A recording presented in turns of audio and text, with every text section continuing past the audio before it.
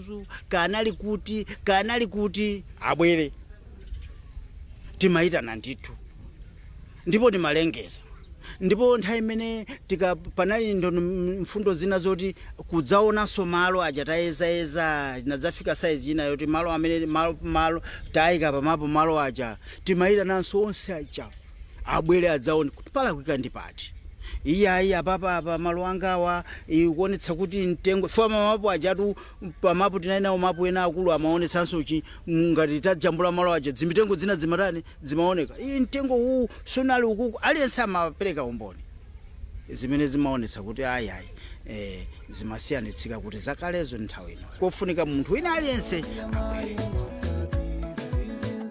Komiti zoyendesa za ntchito yogawa ndi kulembetsa malo zomwe zinasankhidwa m'midzi mwa magrupu ovomerezeka kuboma zinasankhidwa ndi anthu a midzi yapansi pa agrupu ndipo amfumu akulongosola motere. Tinakhaninso nkhani osankha makomiti adatifotokozera ona kuti makomiti amenewa azithandiza kuyeza malo munthu wina aliyense ndi ifeyo malingana ndi mavuto amene timakumana nawo pa milandu ya zamalo tinavomera zimene zija ndipo tinasankha makomiti anasankhidwa azimayi atatu azibambo atatu ngati ineyo chair wa ngati 7 pamodzi ndiye titasankhidwa choncho ndiye tinaphunzitsidwa za mmene malo tingayezere tingagwirizanise ndi anthu ndiye koma taona tsopano kuti phindu lilipo chifukwa chonena kuti malo pamene tikuyeza ndiye kuti munthu akumazindikiratu kuti awawa ndi malo anga.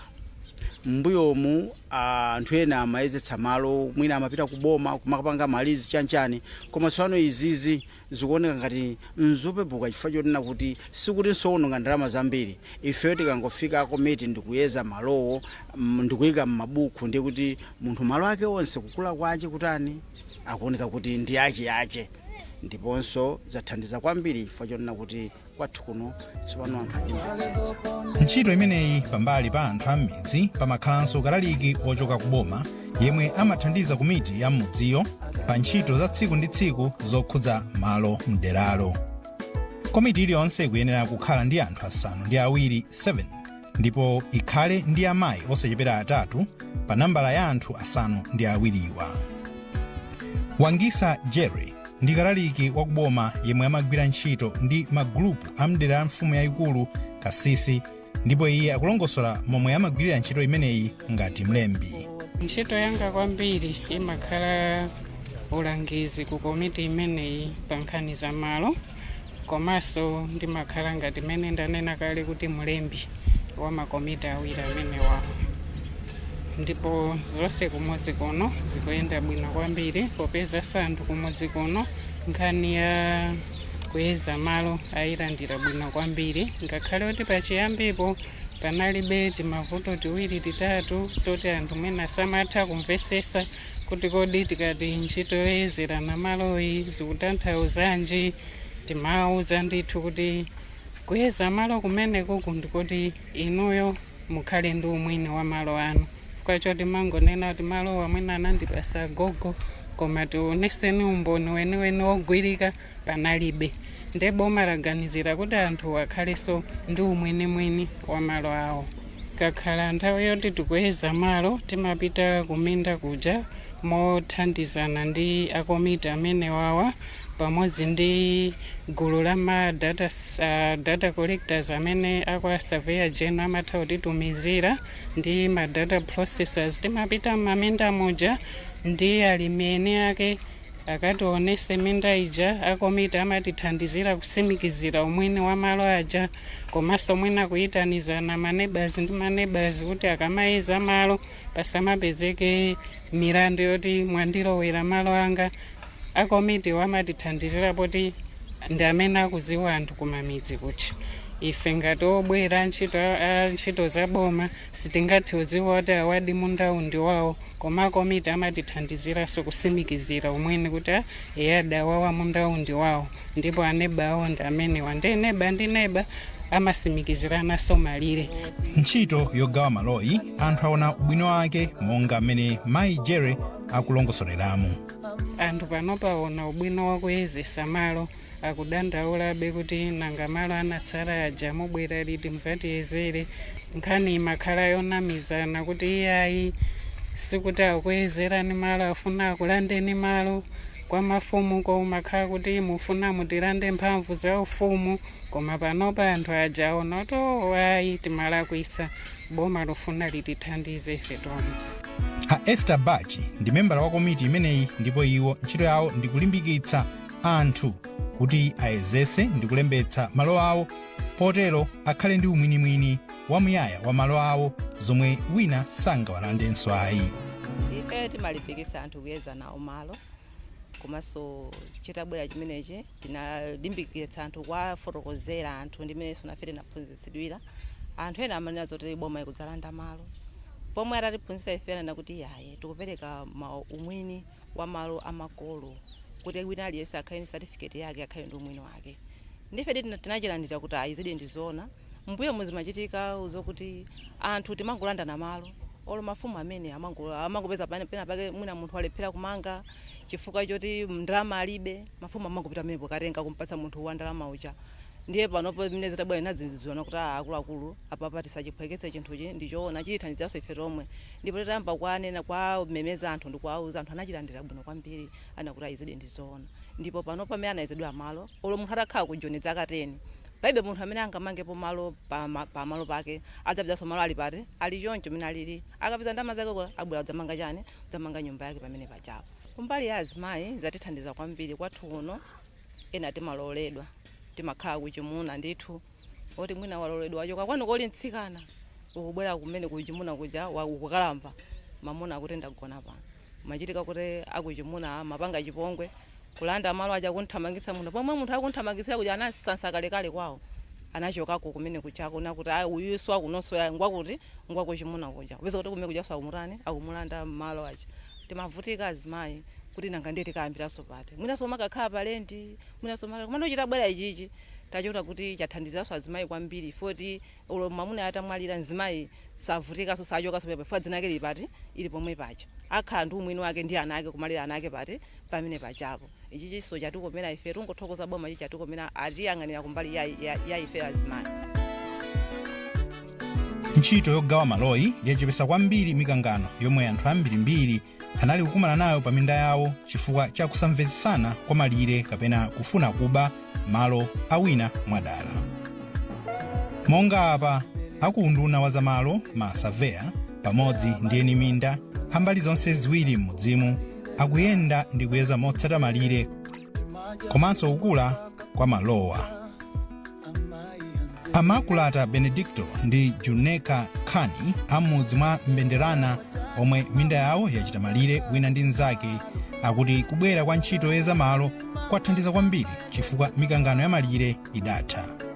Titamvetsedwa kuchokera kwa amfumu athu a grupu Mbenderana 1 kuti mmudzi muno mudzabwera aboma amene adzakhala kuyendera pena paliponse komanso kuunguza malo awina aliyense kuti munthu wina aliyense akhale ndi umwinimwini.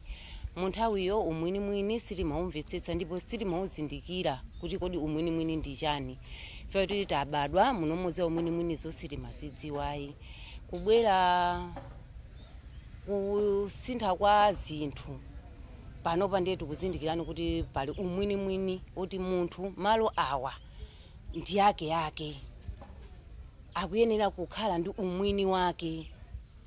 Icho chinthu ichi ife tinachilandira mosangalala kwambiri, komanso boma linatizindikiritsa ife anthu akuno kumudzi pamene kale timangokhalira mangokangana ayi apa ndipanga iya malo angawa akufikirana uku nkhondo zimene kumatengerana mitengo.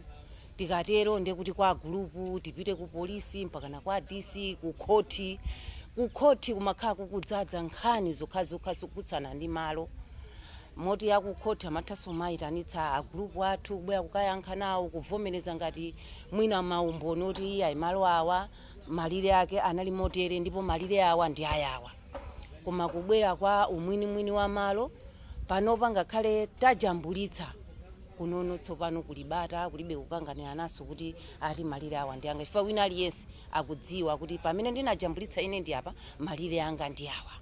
Pa tsiku limene timayeza ndikhulupirira kuti panalibe vuto kwa mavuto amene analipo m'mbuyomu ndoti nkhani zimavuta kwambiri ndizamalire. Munda wanga mmadziwa bwino lomwe kuti munda umakhala ndi makona 4 komano makona 4 amene wawa kona imodzi munda wanga ndiwoti ndiwodulidwa inatsika ndithu mmusi kuchokera kukona ina. Nde vuto limene lilo linaloti maneighbors amene ndimayandikana nawo ndimathamwa kukangana ayi malire ndumu kumangolimbana kenako ndinangochivomereza monga ine mwana wongopatsidwa ndinangovomereza posafuna kupita patali. Ndiye mavuto amenewo analipo ndithu koma tsiku limene tinkajambulisa munda umenewo panalibe vuto lililonse ifana kuti ndinayamba ndine kuvomereza za malo angawo.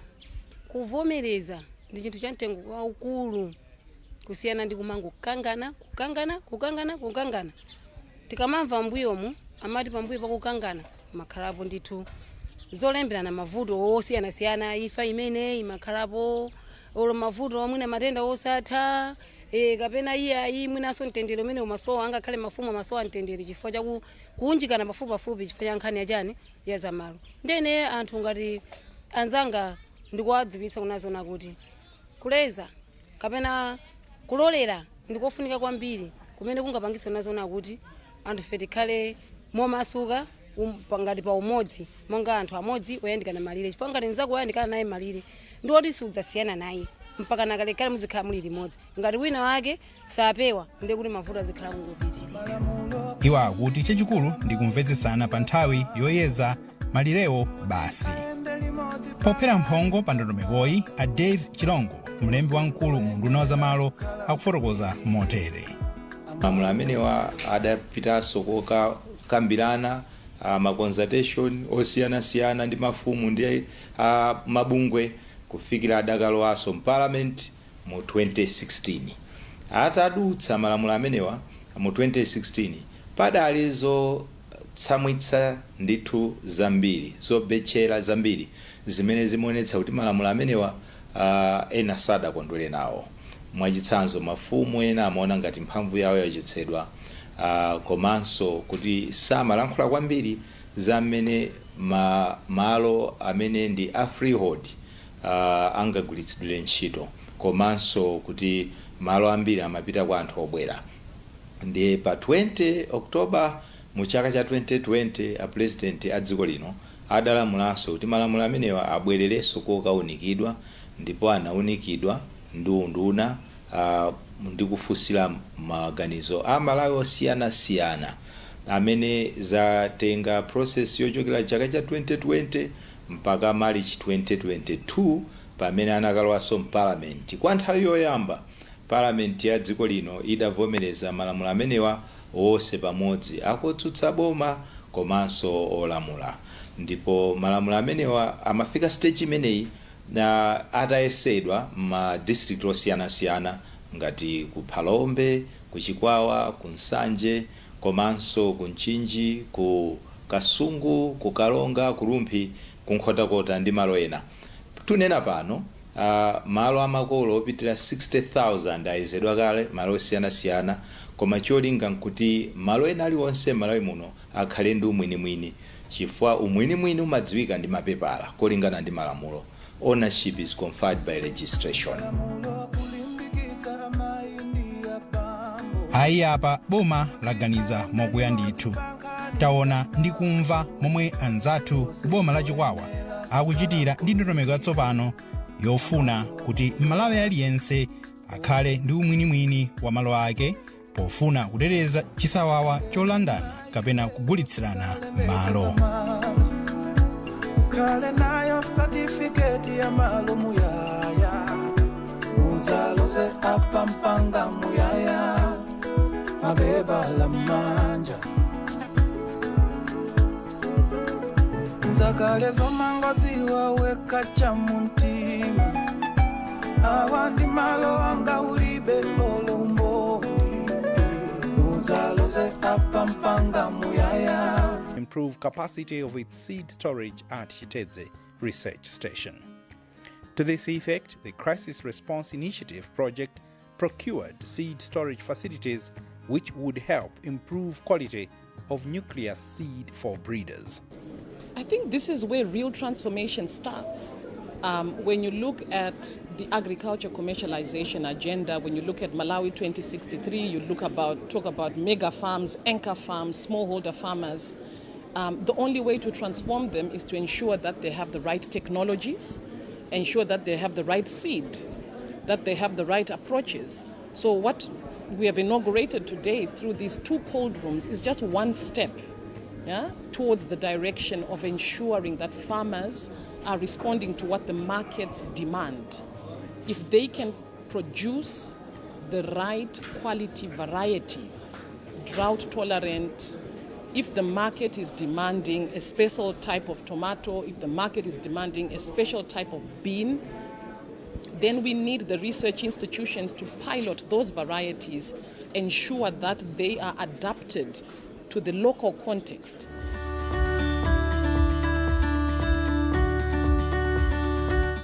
These 2 cold rooms are valued over 83 million kwacha. The 2 cold rooms have come at a time when the Ministry of Agriculture, through our Department of Research, has been struggling to continuously maintain the old cold rooms that we had here at Chitedze. Now the 2 cold rooms are very brand new, high-tech, and they are working perfectly. They will help our research department because the seeds that the breeders are supposed to use, they are supposed to be constantly in a controlled environment to make sure that the research process goes on well. Actually, I'm extremely happy because the breeders faced a lot of problems in terms of storage of their breeding materials. As such, we feel this is a big relief to the department because now we'll be able to keep our breeding materials for so long as this machine is still functioning. With the increased price of inorganic fertilizer, the project promoted the use of climate-smart agriculture to mitigate the effects of the crisis by supporting rural farmers to produce Mbeya fertilizer, which uses less inorganic fertilizer. The project was implemented through 3 components of foundation seed support, farmer access to inputs and extension services, and also program management and coordination. PDC EPA in Balaka district, farmers benefited from the initiative which started in June 2023 and ends in June 2024. ndikachoka mbano mmene ndali ndi mbewu iyi ndikagwiritsa ntchito pa kusamala munda ndi kubzalanso kuti mwina kapena ndipeze chithandizo china kuchokera ku mbewu imene ndali ndamayo.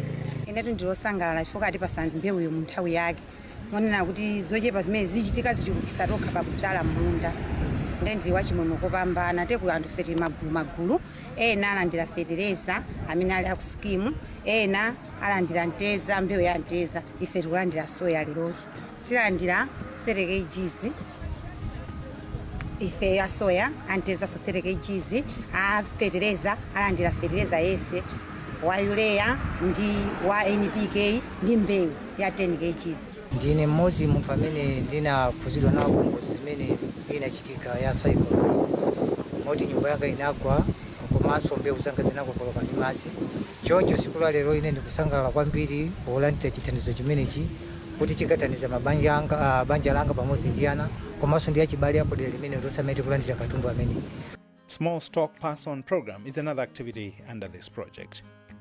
Through this, goats, rabbits and chickens are distributed to farmers with the aim of providing food, a source of income to the house, and also complementing conservation agriculture by providing manure.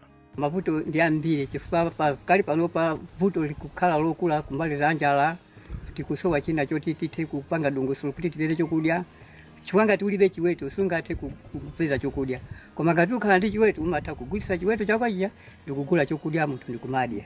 Komanso sipokhapo mbuzi tikazisamalira zimene zitipatsanso manyowa malo moti tikanatha kupita kugula fertilizer zichokera kuzera ku mphamvu ya manyowa amene mbuzi zimene zitapasidwazi.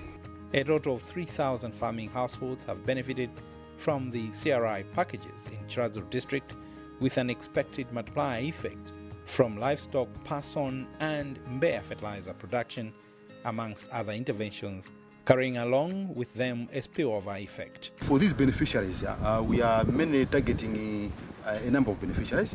Like for fertilizer, we have almost 1,200 households who are going to receive the basal dressing, that's the NPK, 50 kg bag, urea, 50 kg bag, and improve the seed varieties of the hybrid maize. So we are okay because of the inputs we have received. Because we have received the maize, we have received the fertilizers. Now we just to go further out on the ground to implement the program. Rose Yakobe from Paso Village, Mpesa section, Tumbwe EPA Chiradzulu district, is one of the beneficiaries of Crisis Response Initiative project. She received 5 goats on pass-on program after she was affected by Cyclone Freddy. Ziweto zathu zonse zinaonongeka, moti katundu wina anaonongeka. Ziweto zimene zifetu kusangala kwambiri, mene mukuoneramu, kwina kunukoti mavuto amene angakhalepo kandi kusukulu ana fizi, tikakulisa tizalipirira ana, tiziona mavuto amene ali pakhomo, koma tikuyamika chifukwa choti nthaka inakokoloka, manyowa tizibwezeresanso nthaka munda kwathu.